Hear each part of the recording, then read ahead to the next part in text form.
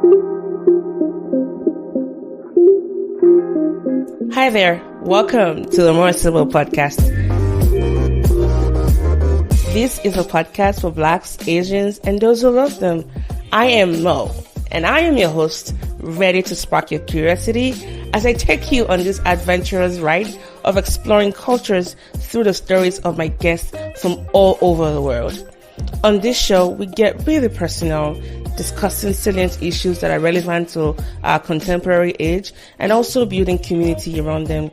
As our guests exercise courage and vulnerability in sharing their life's experiences, we hope that in turn you are inspired by them and that you get the courage needed to set your own stories free. Enjoy the ride, and thank you so much for listening.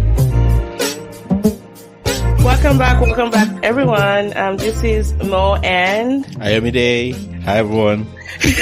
Well, I have to reduce that lag time between that. Welcome back. This is the More Sibyl podcast with Ayomide, and today I know you're probably tired of hearing our voices alone on the show, right? We're so into each other, but today we have a wonderful guest, and I say wonderful because I know her. I've known her for quite a while now. And so, without further ado, drum roll, everybody. Join us in welcoming Dr. Natasha Shebakova to the podcast. And welcome, Natasha. For those who don't know her already, she's been on the show once as we did the academic panel. And I know she's quite modest about introducing herself, but let me try and do justice to her story. Number one, she's super smart. She's super brainy. We went to UT Austin together. So she was my senior in grad school. She's currently a faculty at Western New England University College of Pharmacy, and she does research in fields of health economics and also outcomes and pharmacy practice. She's an avid reader. She's recommended great reads for me. She's also a hiker, a thinker, and a proud Russian. And we're going to explore bits and pieces of her story today.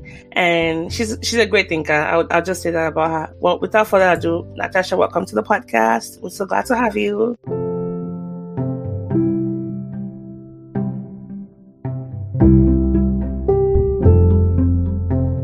Thank you, Mo, for this great introduction. Yes, it's really good to meet you, Natasha. Thanks again for joining us. Thanks again for being part of this. Tolan is the one who has, really had a chance to know you, and I'm just getting to know you. So, I'm going to be the audience surrogates in this conversation. So I was wondering if there's anything, you'd like to, if there's one thing you'd like that people don't know about you when they meet you, that you usually find surprising, what would that be? Oh, that's a tough question. Ayomide, I think that's a little bit, I guess, impromptu. I'll try to come up with something. So surprising in the sense that they wouldn't have expected that something about me. Well, it's a tough one. I just haven't thought about it this way. I think it's just being a faculty, right? What I tend to learn about my students is that when I ask them what books you read, I get answers at nothing. And I think the surprising thing would be that personally about myself is that I read a lot of books simultaneously. And if someone is to by my house or bedroom, they will see a stack of 12 plus books that I read in various stages of progress. So I think it could be potentially surprising. So it's not one or two, but 12 plus, and I try to keep up with them so to make progress. And I think that can be surprising, given that we transition to a culture where people first don't read hard copy books as much, and second don't read at all any books. So I think that would be what I name. Yeah, you would think in uni when you ask people what do you read, they would say something. So yeah, I definitely wouldn't have been expecting. I don't read anything. Like, why are you here? I get that trend a lot because I do like when I have a course that I teach on public health, and one of the things I do is just to go around and ask about my students to tell me their hobbies and fun facts. And I've never really heard anyone say I currently read. And there was a particular time I was talking about a book. I can't remember the title of the book, but I had this assumption that at least you guys should have read it. I mean, half of the class should have read it. And they came like, Dr. Moore, no, we're so stressed out. Like, pharmacy school is so, stressful. We have to, cram a lot of stuff and study. We don't have time to read anymore. And so those that were avid readers before joining pharmacy school, I think there's just something about, intensive programs like, pharmacy and medicine. It just takes away the joy from reading. I don't know if you went through that phase as well, Natasha. Oh, you beg to differ? No, I have to say that I've been a reader since I remember. Even in pharmacy school, I would frequent the library and assemble. I used to live in a dorm, whereas downstairs there was a library, and it was like a boon for me to have that access to the library in the dorm as well as the regular library on campus. So no, that was the same. I would assemble those stacks and keep up with, something that is not related to pharmacy to keep myself stimulated in diverse ways. So that's why I find it very surprising from current students, where I have to admit, the last time I asked, that was my PY1 class, and I believe 2 students shared that they read something out of 40 plus.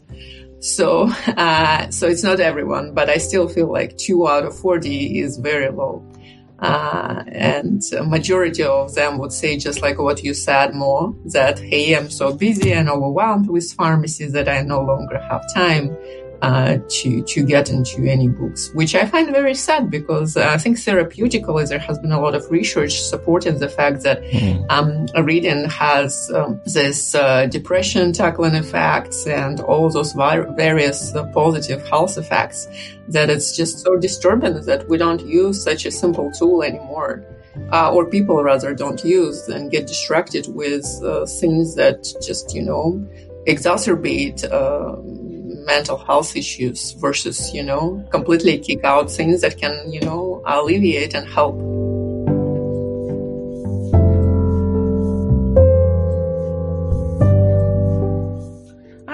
So I have a follow-up question for you, but I'm going to ask Dr. Ayomide this question. I know you were, a physician as well, and you've always been an avid reader for the longest time I remembered you. Has there been times where you kind of just, stopped reading as much because you were preoccupied with, say, medical school and all that? This is for me, yeah? Yeah. You're the only physician here, so. No, just. Well, interestingly, we have a doctorate degree, but we cannot save lives, okay? We can save lives in other ways, by the power of the word. I have recently, actually. But yeah, not med school for me, because I was actually very deliberate about, because I remember when I got into med school, I remember meeting someone who said, oh, you're going to have to leave everything behind. You're just going to have to study all the time. You're not going to have time for any of this stuff. Which I remember thinking, what? No,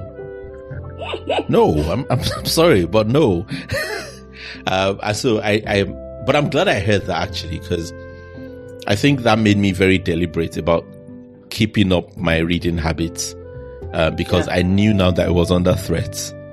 But yeah, I think as I've grown older, I think what I would say is I've gotten a lot more discriminatory. Because the older you get, the more you realize, you haven't got that much time, so you don't have time to waste on nonsense. So I'm much quicker about leaving books halfway if it's no, you're not doing it for me, I'm sorry, but this is not it. You're not living up to your potential. Yeah, I used to have a problem with not finishing books, but I realized that even some series, I just discard them and especially for books that are so popular, and I'm like, this is not it for me, so I just discard. So Natasha, my follow-up question for you was going to be this. I've been able to tease out that people who are really, really avid readers, they tend to be infrequent social media users. They're not heavy. You don't heavily see them on Instagram or having those heavy presences on Facebook and Twitter. Would you say that's also what has really helped you to cope the distraction? Your social media use has really, gone down, or it was never really as high as before? Well, I have to admit that when I started graduate school, that's where the popularity of Facebook just was gaining momentum, right? I started in 2007. It was just around for a couple of years or so, and everyone on campus was on social media. So that was when I myself got myself into that bucket as well.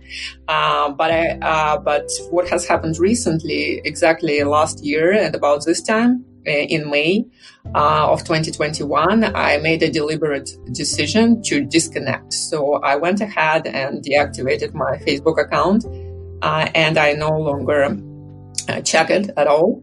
So, and my next step is completely deleted. So I have found for myself that yes, as you get older, you realize that time is finite, and if you spend it on Facebook, you don't have the time available for reading, right? So,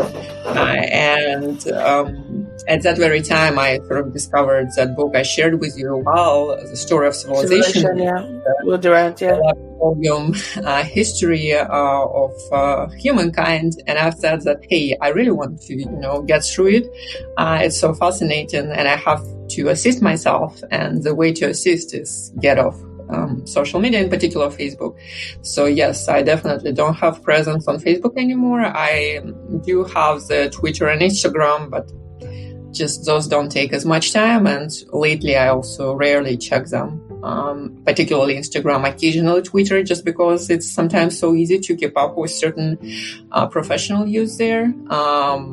But in my free time, yes, definitely, I try to pick up a book instead of hopping on social media. Dang! Imagine how the world would be if everybody picked a book instead of going on Facebook. But look, I'd like to hear your feedback, like your reactions to that. Oh no, you can definitely testify. I can't remember the last time I've been on Facebook actually, and for me, it wasn't even a deliberate decision. So yeah, I've just not been on Facebook in months. It's always weird when someone posts me something. Like now, when people send me links to Facebook, many times I won't even bother clicking on. It's almost like, you know what, if your link is on Facebook, it's probably not that important. You sent me something on Facebook recently, Tolani, and it's just because it was you that I checked it up. Because a lot of times I'll just not bother. Instagram too I still have my account on Facebook and Instagram, but I've just not been I barely check them. Twitter, I'm still active on, but I haven't tweeted in a while. And I used to tweet fairly actively. And I find Twitter interesting because so a big part of why I haven't been tweeting in a while is because I haven't been writing in a while. But I think there's something about writers and Twitter. And the fact that Twitter is very much about words. So I think yeah, that's why people are so angry. Oh no, people say that all the time, but my Twitter is actually very great. So I think it's very much about like who you are following and who your timeline is, to be honest. But Twitter, I think because of the way it's designed, it's almost like a selection bias. All social media is, I think it's. I know, but I think this is not even me coming up with these ideas. Statistically, it's been shown that you have more, what's the word? Extreme users on Twitter, gathering on Twitter than in other places.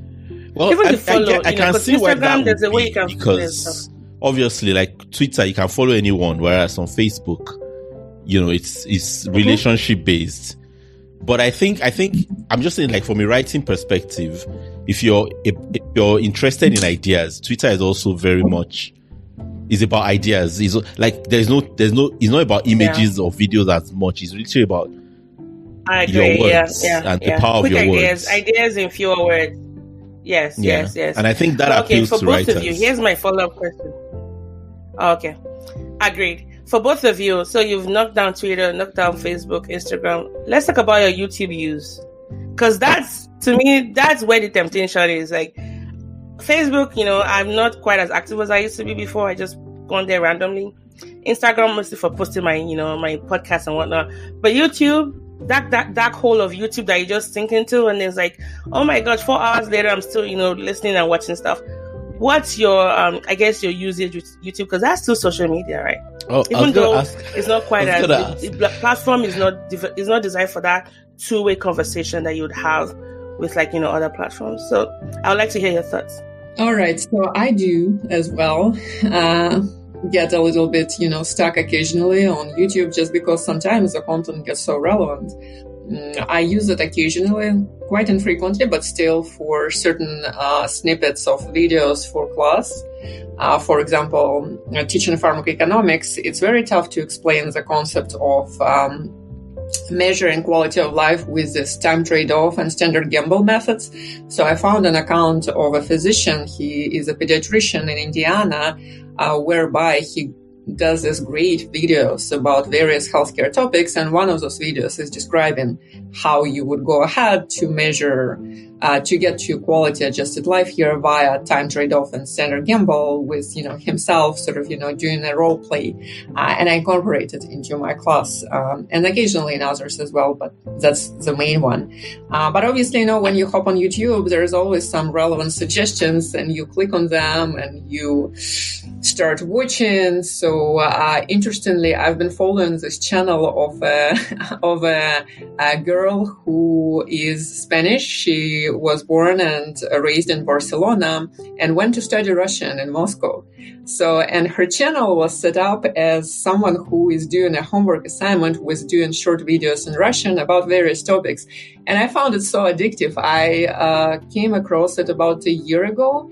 And I have to admit, every now and then I hop on her channel and check those videos of a foreigner speaking Russian with very good quality stuff, and just, get that pleasure, I guess, just hearing someone who masters the language for a relatively short time. And, she has a huge following. I think at least 250,000 subscribers or so. Some videos are, 500,000 plus views.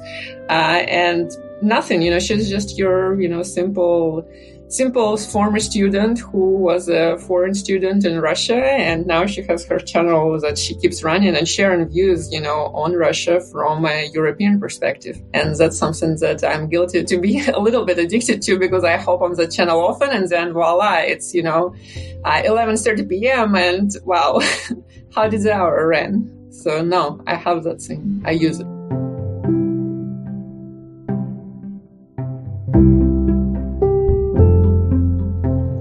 I think that's a great segue into like the one question I wanted to ask you, which is something that you thought you would miss when you moved here from Russia. But just to say before that, I don't know if you saw this video that was going around recently about a young Portuguese man in Nigeria who had learned Yoruba and was speaking it very fluently. Oh, what's his name? Diego. I think that was his name. But it was wild. It was wild. Gosh, yeah. So when you were talking about Tiago, yes.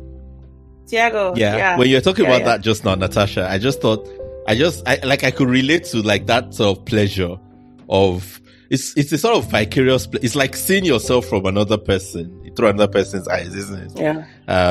It's like, and I suppose for us, it's almost this thing of, it's not often you see someone who doesn't like have your skin color, and speaking your language like absolutely fluently.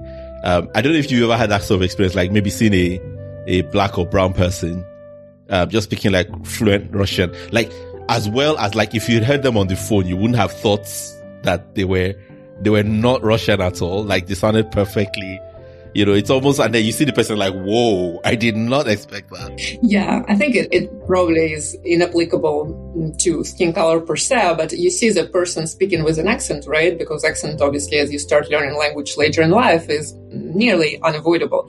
But the fluency level, like cultural insights, it's like looking at yourself, as you just said, right? From, from a side, right? This person completely understands and grasps the cultural aspects, the language use. Yes, he or she speaks with an accent, but the insights are just remarkable that the person was able to master. So yeah, that's, I think, the main thing that catches that, attention a lot. And I think that's the beauty of social media platforms like YouTube, because, Imagine if he had cut YouTube off your life. How would you know how to teach your students? Using the TT or the trade-off, that trade-off and standard gamble, and also finding a Spanish person who speaks Russian. So let me... No, yeah, of course. No, there are benefits, definitely, undeniable, for sure. Yeah. So I know you and I, we've had conversations about, just our experiences as immigrants. And I definitely can see some differences and similarities because, again, our countries are different. Like our home countries are different from, we have different experiences. But I'm curious to know this question about you.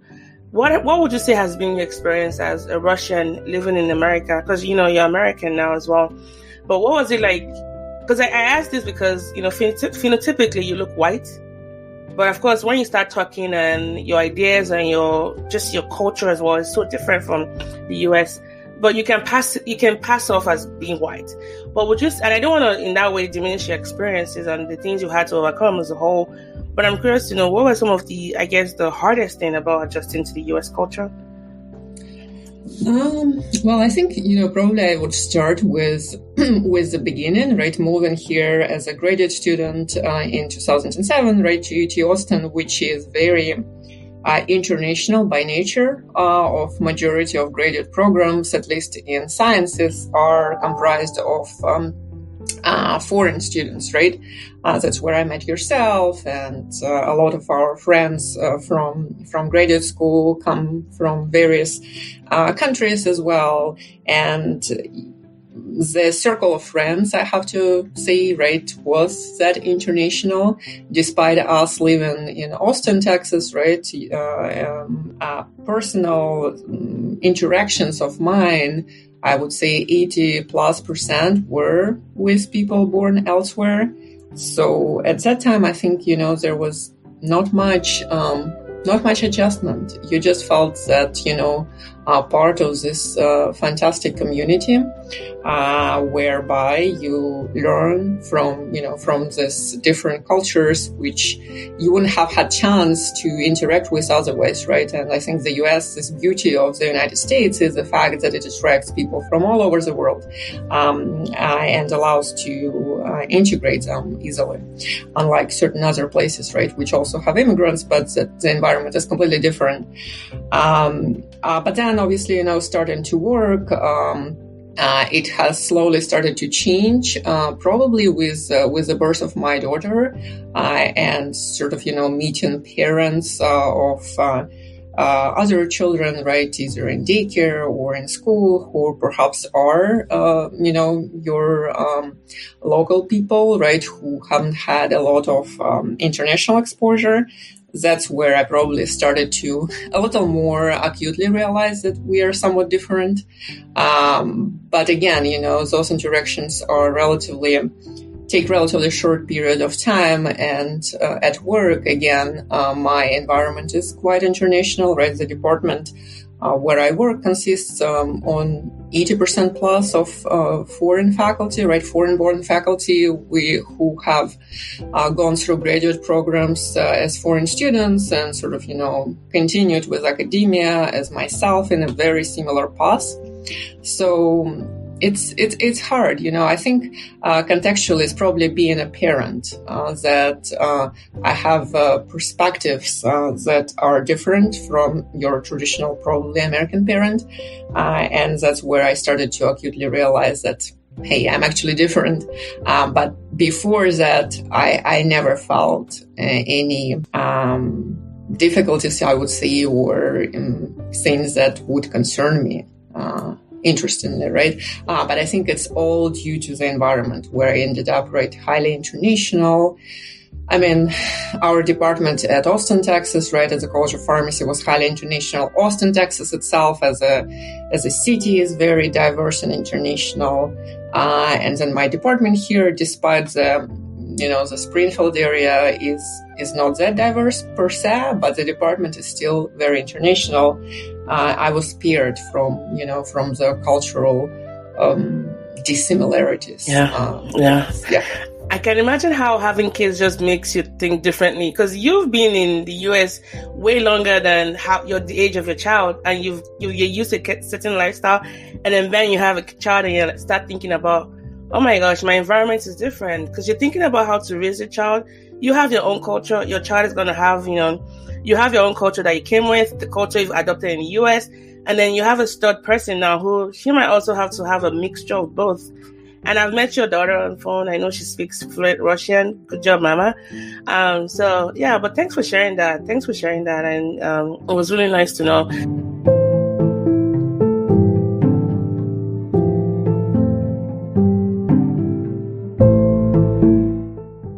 My question is going to be this. So on your bio, you had, talked about being a proud Russian. And I know there's a lot happening in your country right now.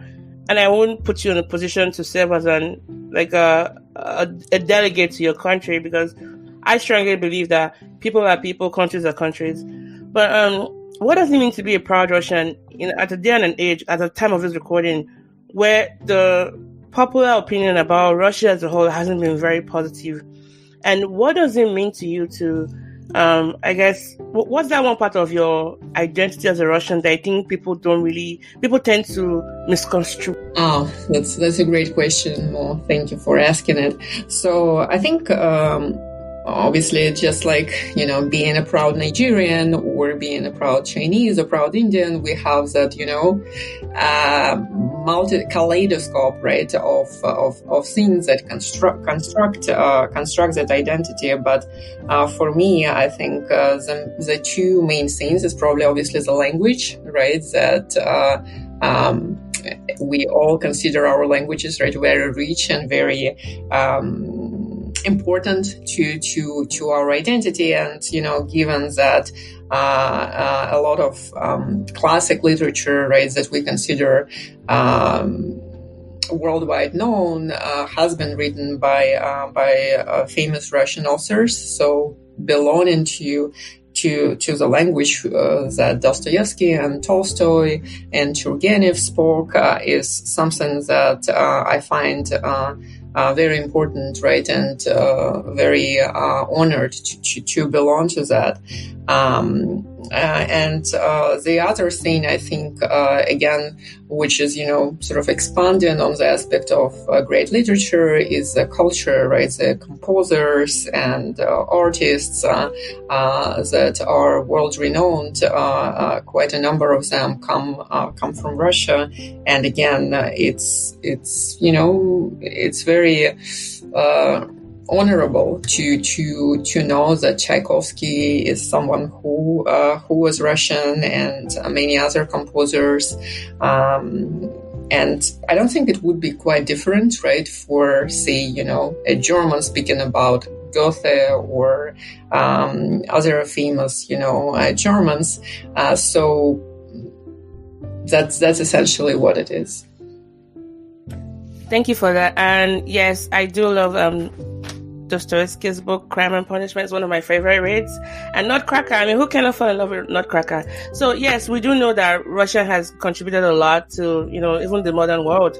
But my follow-up question, which I asked earlier on, but I want to say it again, would be, why do you think Russia is, heavily misconstrued by the West?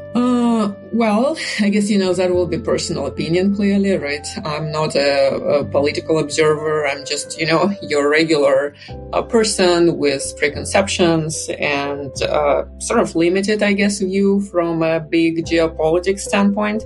But still, from that narrow opinion, I would say that it's a large country with substantial natural resources, right?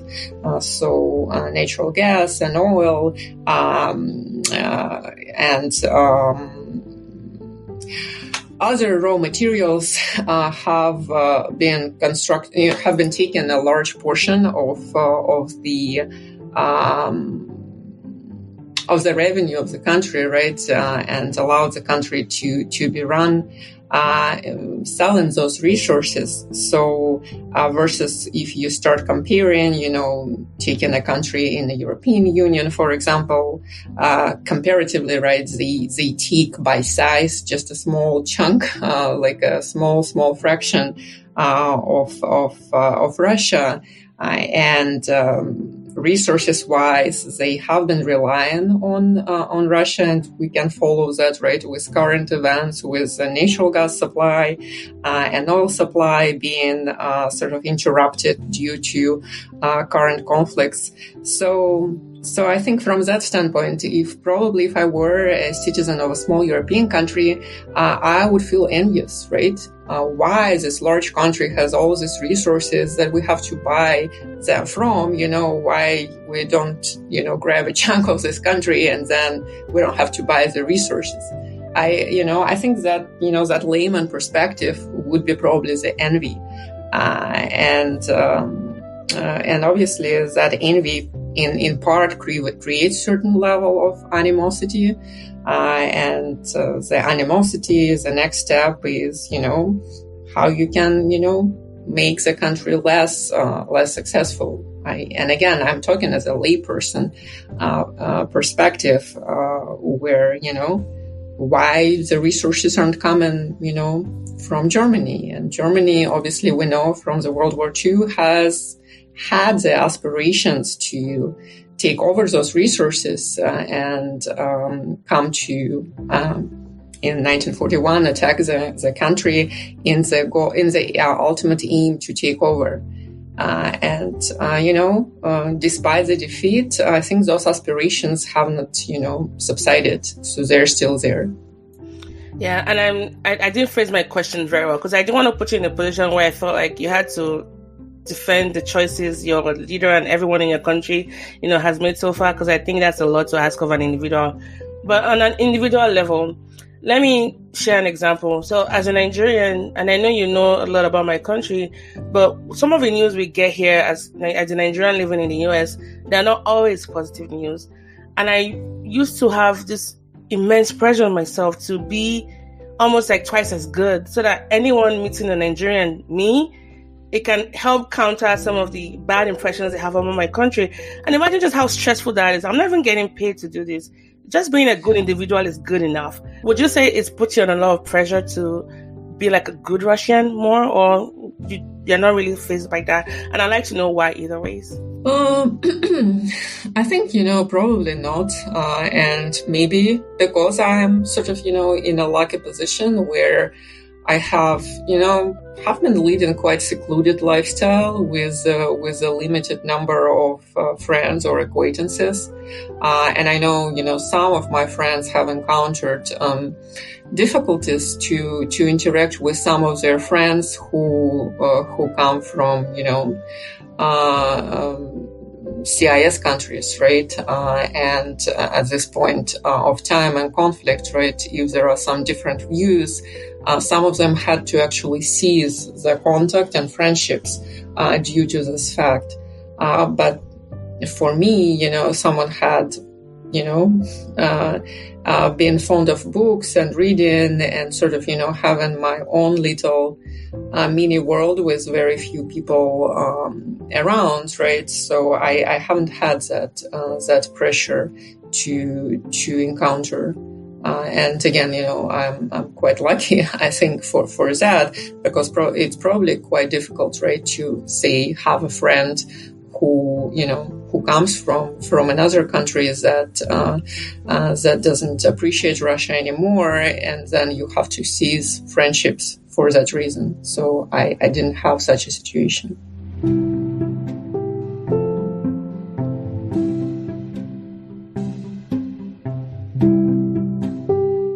Right. I was just going to say, there's something I often think about, which I don't know if you resonate with, Natasha. And it's, I don't know if you've heard me say this before, Tolani, that I'm not always proud of Nigeria, but I'm always proud of Nigerians. I don't know if that's something you resonate with, Natasha.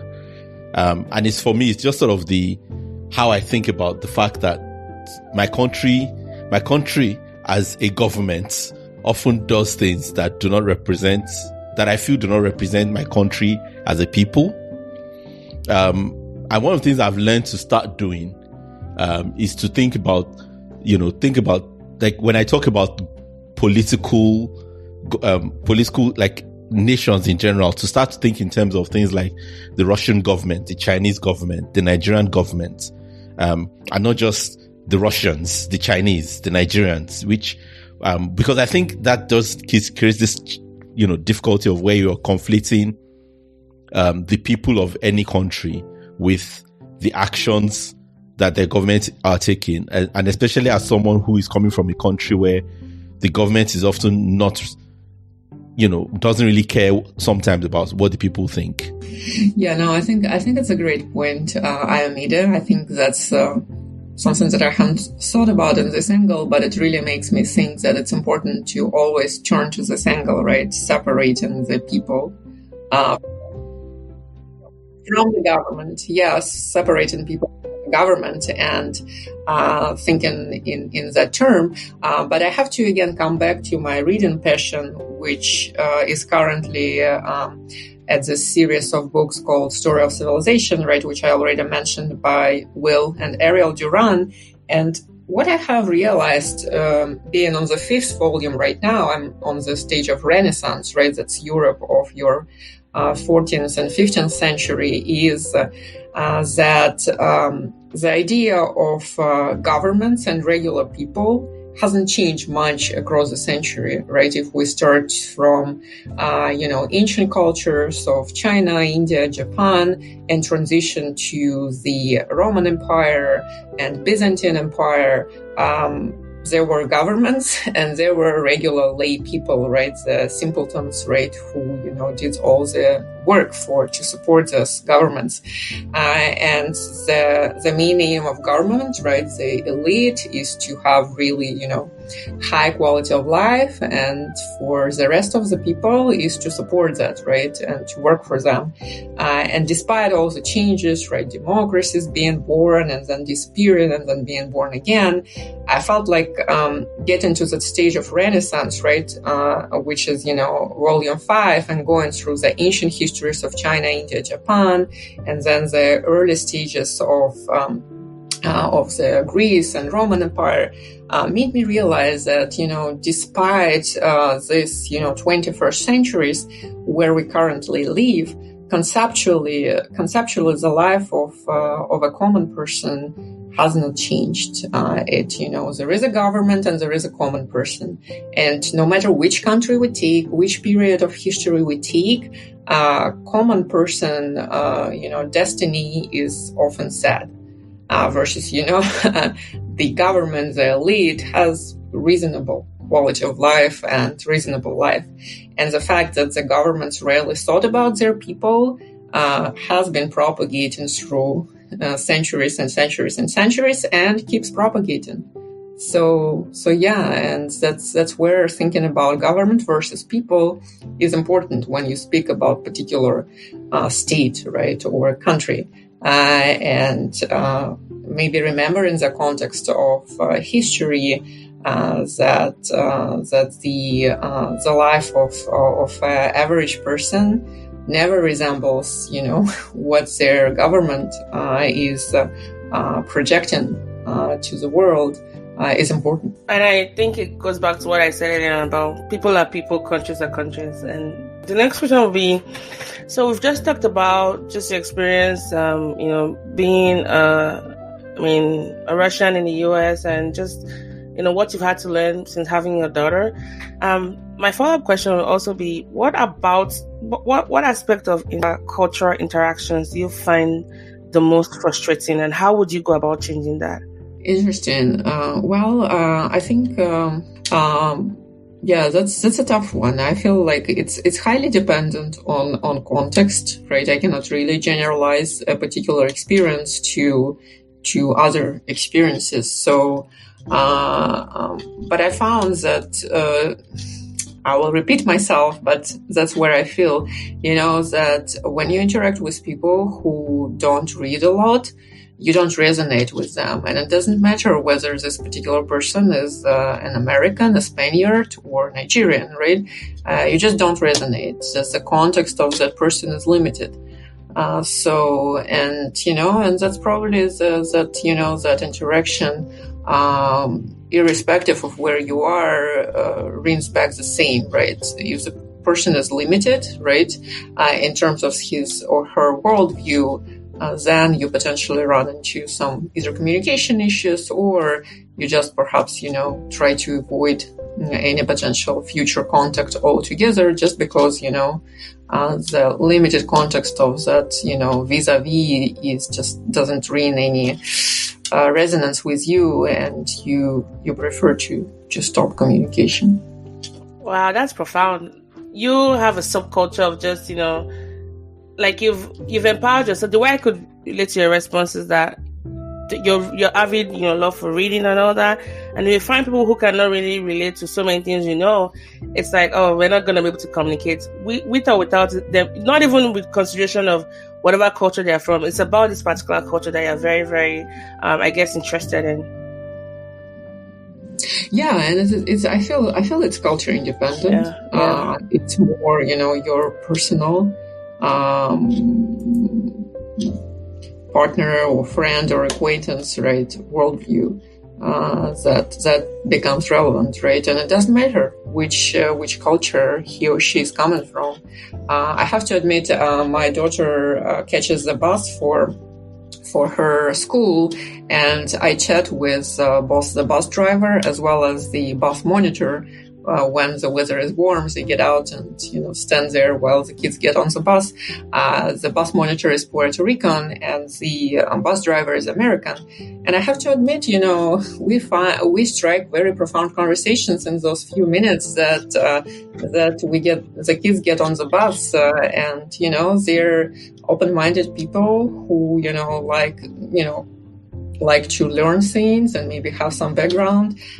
Just the other day, I was sharing some videos with YouTube videos, by the way, with the bus driver, because he was interested to learn about more beyond the headlines of the current conflict in Russia.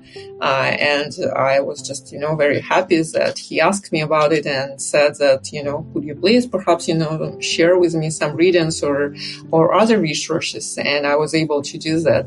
So, and I guess, it completely doesn't matter, right? Whether he's American, he's just a person who has a desire to learn.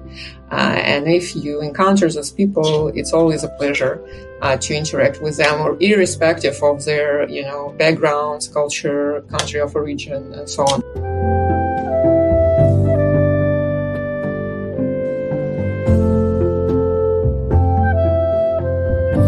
I like that, but I don't really know so much about Russia. But maybe just in a few words, just maybe tell us a little bit about what it was like growing up there, and what would you say is that one or two childhood memory you keep going to? And when I think about, before I have you answer that question, when I think about Russia, I think about I think it was Winston Churchill who said, Russia is a riddle wrapped in a mystery inside an enigma, kind of like the Russian dolls, they're so full of themselves. So just tell us, maybe just what your childhood was like, and what's that one or two memories you keep going back to, and why? Thank you more for this question. So, just to contextualize, right, about half of my forming years, were spent at the time when it was not Russia, but it was USSR. And then the remaining part was spent, right, of my adulthood, or rather growing up, was spent in the 90s, right, when it has become Russia. Russia is definitely not homogeneous, right? Ethnically, it's a very diverse country.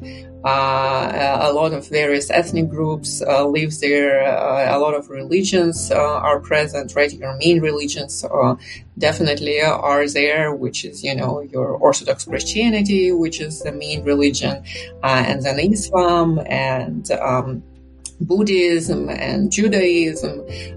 So definitely, so that means that points to the diversity of people living there. And coming back to the experience, I think the experience in USSR was homogeneous for many people who grew up at that period of time, right?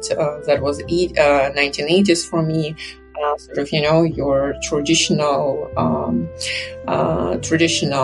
environment where, your school children get to be, it's called oktябрёнок, which is, someone who is practicing, who is planning to become a pioneer when he transitions to middle school. So I was able to be an oktябрёнок, but I never have become pioneer because that's when the USSR fell apart. So it's very structured and interesting experience, right? I think the public school education has been very high quality, and reading was something that was cultivated. So a lot of people in the country have been reading, and what I find again interesting is that Russian people are much more well-versed about even American literature than people in America are. So Mark Twain or Harriet Beecher Stowe is your common names that everyone knows them. And you can encounter some people who, may not have read Mark Twain books or Beecher Stowe books. So I think that's something that I definitely can say, that's part of growing up, right? Being familiar not only with classical Russian literature, but also world literature. Quite, closely and intimately. And then when the 90s came, right, and the country was sort of a little bit in trying to find the new identity, that was a little, kind of blurred, I think. There was no national idea present at that point in time, right? And economically, the country was not in great shape, with enterprises from the Soviet time falling apart, and some people finding themselves economically in, quite difficult situation. So, but I think still, the remnants of the strong education continued to carry the country forward, and shaped, those people who were growing up in that period of time. Because I definitely can say that, appreciation for reading has been, nurtured from elementary school and was with me in middle and high school. And obviously high school was a time when there was no longer USSR. And back to the second part of your question about childhood memories, I have to say that those were in the countryside of my grandmother. So my grandmother, when she got older, she would spend winter time with us in my home city, and then in summer she would go back to the house where she lived most of her life, and there was a orchard, and she would keep some chicken and a pig, like a small pig, and I would come there at the end of school year in May and spend 3 months until end of August. And that was some of the most fulfilling periods of my childhood that I maybe not appreciated as much back then. But now I feel that, being close to nature and spending time with my grandma, learning her wisdom, and advice, and just general look at things have been very enriching. And now I just with fondness fall back on those memories because they were so pleasant. Oh, wow. Thanks for that. It's also warm to hear about your grandma and just the impact it seems, the interactions you've had with her, has how it's shaped your life. My final question before I hand it over to Dr. Arinde will be this. What's that one book, and I know it might be very difficult for you to answer, that you say has really changed that has informed your process? Another way of asking that question would be, what's that book that has, I think the most impactful book you've ever read, and why? I guess, if you would have asked me about, before December 2020, I would have been, started to think deeply about it and maybe had a different answer. But in December 2020, that's when I discovered for myself the story of civilization. I knew you were going to say that. Natasha convinced me to go buy that book. I have like 8 volumes of them, right? And I need to read this book. You need to. And wait, this is not Will Durant, is it? It's Will Durant and his wife Ariel, yes. So starting December 2020, that book is the story of civilization. Just because it's so, it's just encompasses everything. Yeah, right? It looks at so many aspects of our life in general that I just cannot, stop appreciating it and recommending it to people who ask me about, favorite book. Yeah. So, again, the book, by the way, is not written for scholars because they are based largely on secondary sources, but it has such a deep emphasis on cultural history, and which really, I think, sets the book apart from standard narrative history. And this was before the internet became a thing. So imagine the tons of research. And they wrote it across, 4 decades, 40 years? Imagine dedicating your life. I remember reading the foreword for the first one, and it goes, I'm just going to write this one book, but then it ended up being 10 more books. But yeah, I knew you were going to say that. Famous last words. I'm still... I know, right? But yeah, thanks for sharing that. Yeah, and I wish I had a book club that was exploring that, because there's so... I read some parts, I'm like, who can I share this with? Because it's really mind-blowing stuff, right? So, but thanks for answering that. I'm going to yield the mic now to Dr. Emile to close us off and maybe ask some follow-up questions if he has. I was going to ask... I think you may have hinted at this a little bit, but I'd like to sort of hear, when you first moved, what did you think you would miss versus what did you actually miss?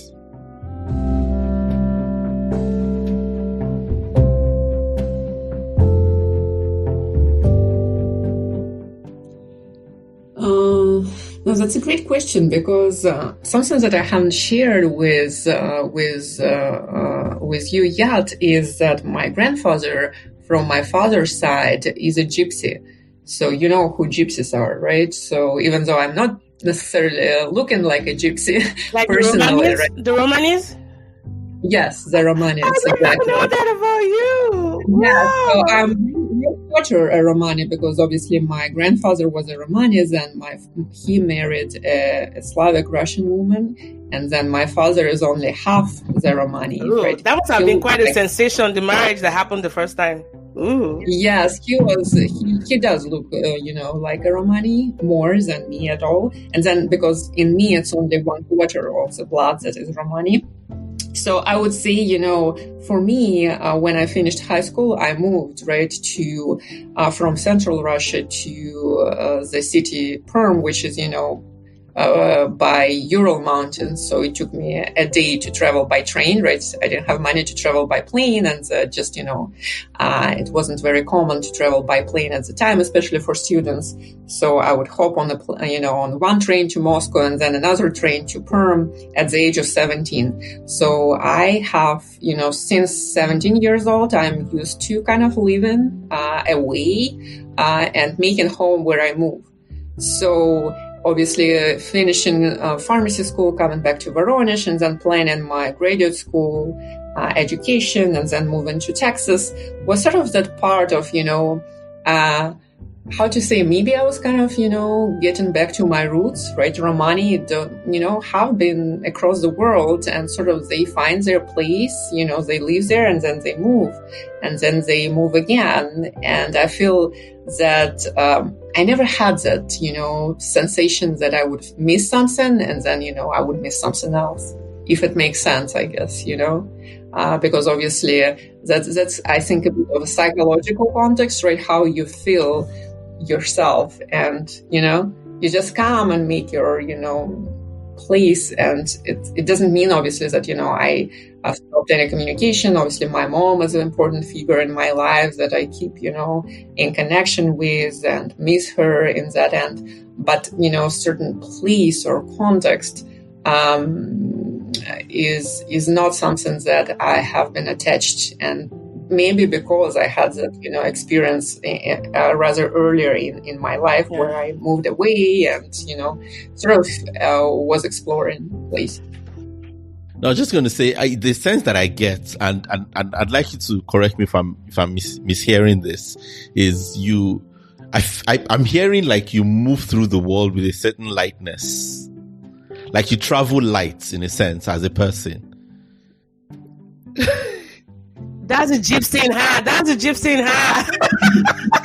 Yes, you are think correct. I mean, yes, I feel like, that maybe sometimes that I honestly find myself that it's not that good, right? Not to have that attachment to a place.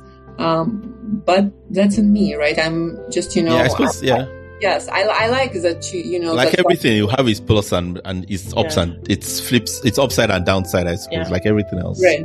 Right. And at the same time, I don't want to, make an impression that, like this new term that is widely used on the internet called, like a nomad, digital nomad. Yeah. No, I very strongly associate myself with Russia and my culture and my heritage being gypsy by 1/4. That's part of me that's inalienable, but it just is not necessarily attached to a place. If you were to ask me, would I have liked to live in Russia right now? I would say yes, because it's my homeland. Will I move there eventually? I think yes as well. But at the same time, do I really, at a particular moment, have something that I, strongly miss? It's something like a sense of place without a sense of nostalgia. Mm-hmm. Would that be about it? I think so. Yes, I think, I think about people around, right? A lot of our inner nostalgia comes from being away from people rather than places. I feel. Yes, I miss my mom, and she used to come every year, and now that has been interrupted, that cycle of her, visiting annually, and I do miss that, definitely. So, but not, not the sense of, like, I don't know, like a particular, maybe I miss my grandmother's house, which was sold when I was 12 years old, when my grandmother passed away. That house was sold. And I honestly, about a couple of years ago, I felt like, I really want to go back to the village to visit that house, whoever lives there. That nostalgia, maybe go to visit the grave, that is present. But that appeared just recently. Again, ability to look into your childhood through doing that. Wow. I think you're beginning to sound like, I won't want to say every immigrant, but I have that sense of feeling too, like, because every time I go home, it doesn't quite match the fantasies I've built around home as a structure, because people have moved away, they've changed, I don't get the jokes anymore, or different, was almost we could easily be speaking different languages, but you still yearn for that place of understanding without having to over communicate, right, with your people. So yeah, thanks for that reminder.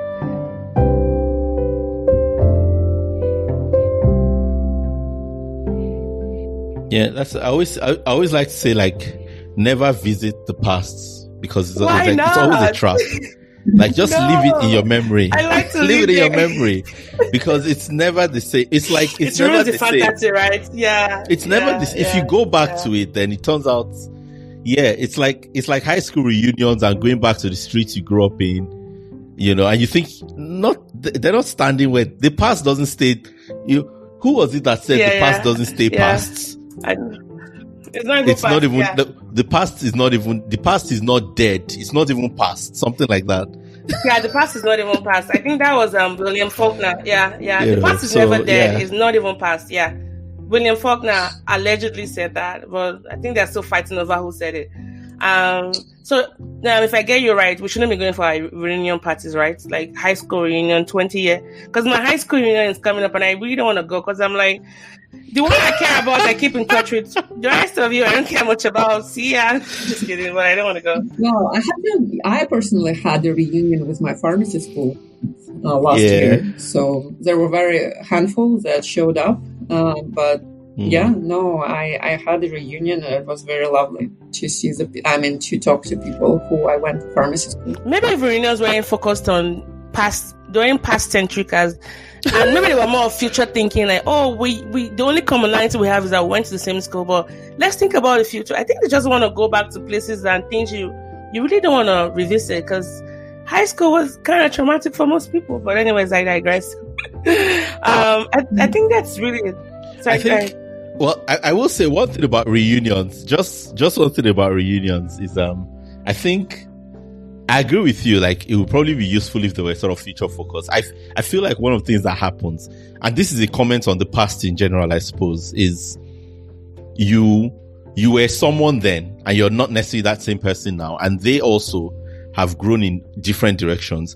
And so a big part of reunions, I think, is the way I've learned to think about them is people tend to think about them as, oh, let me gather with these people and relive what we had. For me, it's more like, let me find out who these people are now. So it's almost like, it's like an adventure, right? It's not nostalgia. It's like, I don't know what I'm going into. I have no clue who these people are. And I'm entering into like... Oh, I totally resonate. Yes. But then sometimes you make friends with people you were never friends with back then. Or you find out that people you were close to back then are no longer, like, you don't connect anymore. Well, sometimes you're friends with them on different terms as well. With your old friends, but like, you know, just different terms than before. If it takes going to a reunion to reunite a friendship, then was it really a friendship in the first place? Like, you know, I knew where you were because I can find you on Facebook.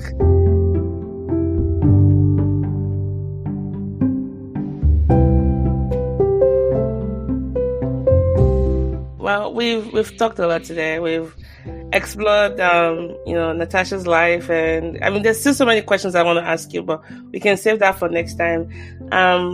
But I don't know if Dr. Ramide has any final words to. How to say final words? Don't say it's not my final word in Jesus' name. so morbid. What are your final words? I wish I knew. Mine would be, I told you I was sick.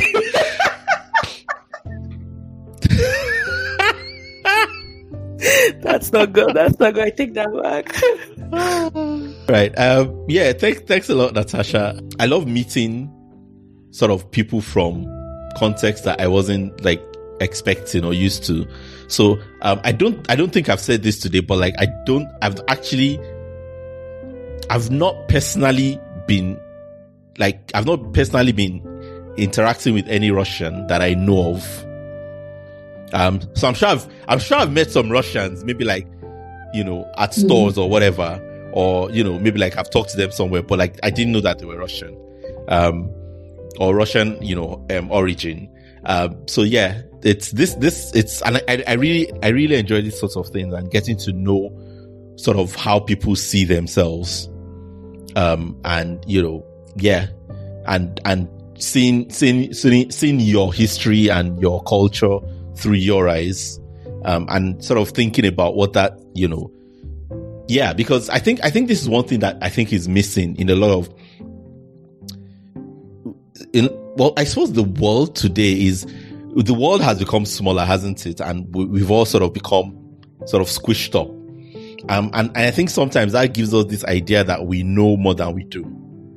And I find that there's something that's so powerful in a sort of localist approach to things, where when I'm reading about Russia and I don't know any Russian, it's abstract, isn't it?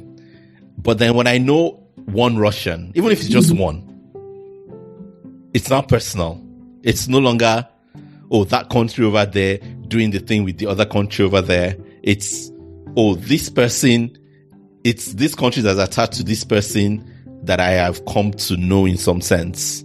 And now it's not just, you know, in psychology, we would say it's shifts from semantic memory to episodic memory, right? To just information, to like, it's not part of like my biography and part of like my personal history.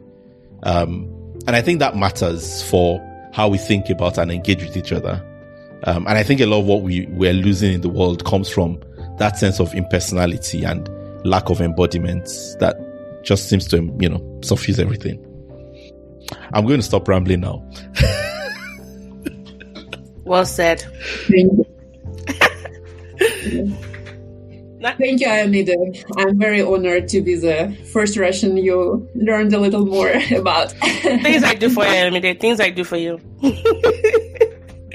Well, thank you. Thank you so much, Natasha. Thanks a lot for coming on the show today. And I'm very positive that even your experience, even though it was a tiny bit of your life we explored on the show, will be of immense usefulness to our listeners. And so on behalf of everyone on the show, want to say thank you so much for being here today.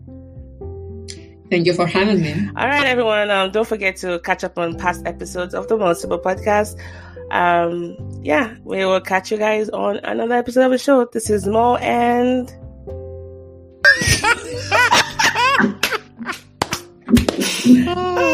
this was a fun episode. This is Mo and...